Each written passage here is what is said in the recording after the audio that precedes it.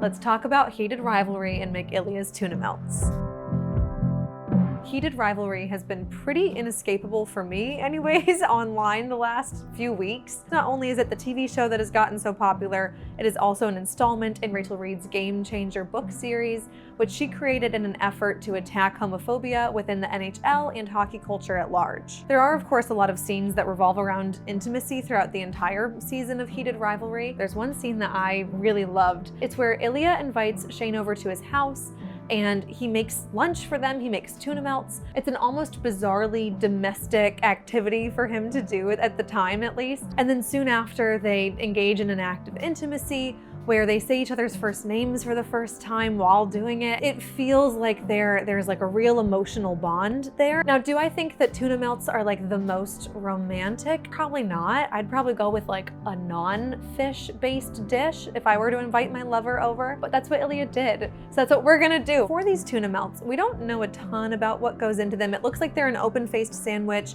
We do know that he uses Grillo's pickles. We do know that, and I love Grillo's pickles. I kind of had fallen off the wagon a little bit, and now I'm back on. I love them. This recipe is a combination of what I could glean they were eating in the episode, of some research that I did into like what's out there in the big bad world of tuna melts, and then my own just taste preferences. So with that said, what you will need is 8 to 10 Grillo's pickle spears, some Russian rye bread, a half cup of mayonnaise, an 1/8 cup to a 1/4 cup of Dijon mustard, about 5 cans of tuna, a 16-ounce block of cheddar cheese, 1 lemon, some fresh dill, some pickled red onion, and some seasonings like red pepper flakes, salt and pepper, and garlic powder. First, you're gonna dice about 8 to 10 Grillo's pickle spears, and then go ahead and finely chop up some dill, and then chop up your pickled red onion. Zest and cut your lemon into wedges, and grate your block of cheddar cheese. In a bowl, combine your 5 cans of tuna with about a 1/2 cup of mayonnaise and add in your Grillo's pickle, dill, pickled red onion, lemon zest, and squeeze in some of your lemon, anywhere from half of it to the entire lemon. Next, add in Dijon mustard and your seasonings. And then preheat your oven's broiler. While that's getting hot, let's talk about Heated Rivalry. Hello, welcome back to the Book Nook. Let's go ahead and just jump right in with our appetizer. So I would like to talk about intimacy as a storytelling device in Heated Rivalry and how that is really important in pushing back against negative sentiments surrounding intimacy coordinators and surrounding sex in media at large. The purpose of an intimacy coordinator is very multifaceted. For the actors, it's to help people feel comfortable with intimate scenes, to set their boundaries, to like block things out. Just like how if you do a play in high school, you block everything. That's basically what intimacy coordinators do for the actors. It's for their safety, it's for their comfort. It's also so that the scene runs smoothly. They also are there to serve the director. They're there to help make sure that the intimacy is done in a way that operates as a storytelling device, that it's not just kind of like a bowl of spaghetti just unspooling on camera, but it's like a concentrated effort that is telling a story. It's also sometimes the job of an intimacy coordinator to make sure that the crew is comfortable and that their boundaries are met. Maybe you have seen some quotes on social media from different actors, many of whom I really respect and really like their work, talking and maybe almost gloating about how, oh, I didn't need an intimacy coordinator for XYZ movie. Sometimes saying or implying that you only need an intimacy coordinator if someone's being prudish, or on the flip side, as like protection if someone is being really pervy. And I just don't think that that's true in the year 2026. That just can't be how we see it. Something that I really like about Heated Rivalry is Shayla Hunter, the intimacy coordinator. There's a really great article from Vulture that I recommend you go off and look after this video. Don't click away. But there's a really great article breaking down for key moments. Here's how we choreographed this. These are the kinds of notes that I was giving, you know, like, oh, move your hip like this, or these are the challenges that we were facing, and praise for the actors. And she says, we really had a joyful experience as a production. It's a gift to work with actors who surprise themselves and surprise you. We do all this prep, all this communication, all this rehearsal, so that when we shoot, everyone's on the same page and the actors are free to just act. A reason why I really like that is because I think it pushes back on the notion that intimacy coordination is antithetical to living in the moment as an actor. I just think that's so silly. It's just funny to me when actors, especially male actors, when they say like, "Ugh, man, I couldn't deal with an intimacy coordination because I want to be free to live in the moment as my character." It's like, what do you think it is to have to like learn 1,000 lines? Is that you being totally free living in the moment? No, that's you being creative within certain confines, because it's your job to show up and recite the lines. It's also your job to show up and perform intimacy in a way that is true to the character, serves the story, and also respectful to the people around you.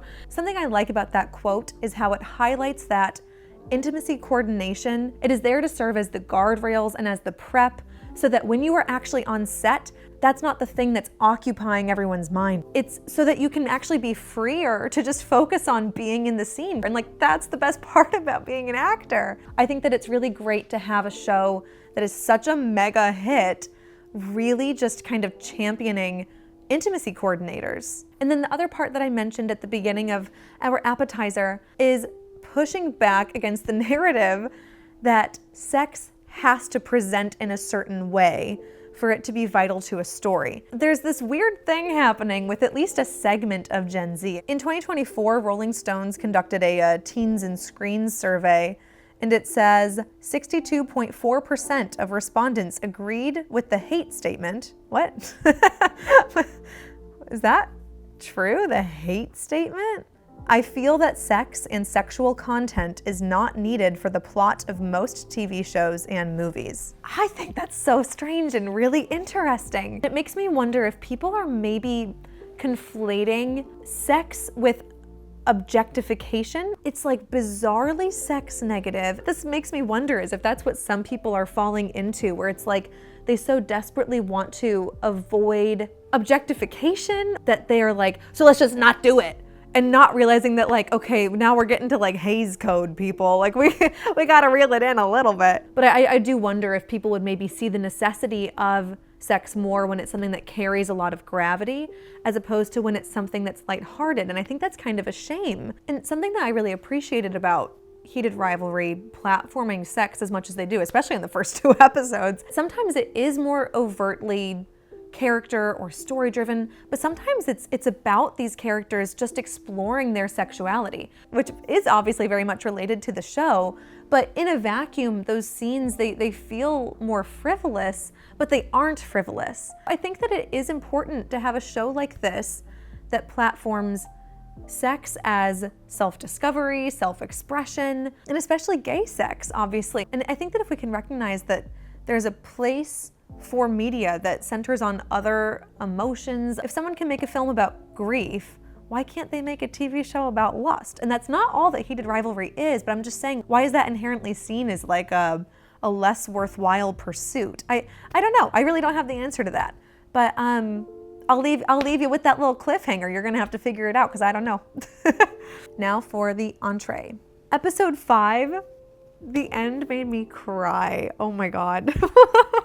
I loved how there was an immediate payoff with Scott having the bravery to come out in such a public way and kind of like honor Kip like that, where Ilya's like, I'm coming to the cabinet. That was not a Russian accent. But I loved that. And I think episode 3, what it did a really good job setting up is you want so badly for Scott to like make the leap and come out, but you also understand why he doesn't feel comfortable doing it, why he feels like there is so much at stake and he doesn't want to lose everything else he's built. That makes it all the more impactful that he, at the end of episode 5, does that, because we've seen how hard fought that moment is. He says something like, you know, the word that he's been hearing people use as an insult in the locker room his whole life is what he is. Of course you don't want to come out and kind of like brand yourself as the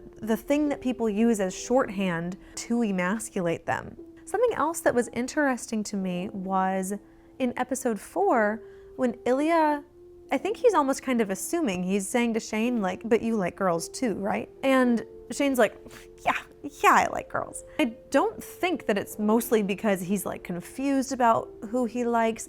I think it's because he's worried he's gonna be made fun of if he's gay, even as he's talking to the man that he has been having sex with. Like it's irrational, but so many things are when it comes to mental health. So much of it is irrational, but that doesn't mean that it's unfounded. And then with Ilya, in episode 5, he says about his recently deceased father, "I wish it could be different. I wish he could know me." I think that it just speaks to this thirst that exists in like all of these characters throughout this series to be known and to be accepted. With Scott, it's like, I wish that my team could accept me. I wish that the world of hockey enthusiasts could accept me. I wish that I could accept this myself. Lastly, let's have a little bit of dessert. I'd heard tell of this like crazy monologue all in Russian that Connor Story had to do, and I was kind of waiting for it.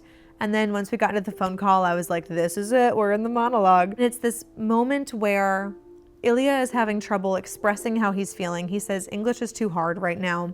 And Shane says, then say what you're feeling in Russian. And so Ilya, he goes on this kind of like rant about his father and his own sexuality and his feelings for Shane. And then it ends with him saying that he loves him. And I loved the dramatic irony of us knowing that Ilya loves Shane and Shane not knowing that he has said it. Something that I think would have been cool for a moment in that monologue is if we, the audience, had been locked in Shane's POV to experience that like he does for maybe just like the first little blip of that monologue where we don't get any subtitles and we hear Ilya speaking Russian and we stay on Shane and kind of like watch him process it. And we also are isolated to just hearing the emotion in Ilya's voice. We don't know what he's saying exactly. We just know that he's hurting. And then to cut into Ilya's coverage and we have the subtitles and we know what he's saying and we see that he says, I love you, and then we cut back to Shane. I think that could have been a fun thing to play with. But obviously as it stood, I still really enjoyed that moment. Those are my thoughts on Heated Rivalry. Let's go back into the kitchen. And now you can go ahead and toast your bread. On a baking sheet or roaster, place your toasted rye bread and spoon enough of the tuna mixture to cover the slice and then top with cheddar cheese. Place under the broiler for about 8 minutes, depending on how well done you want it. I am so excited to try this. I am so hungry. A lot of time has passed. I've been toiling away for you guys over this video, and I am so excited. It smells good. Okay, let's try it. Cheers.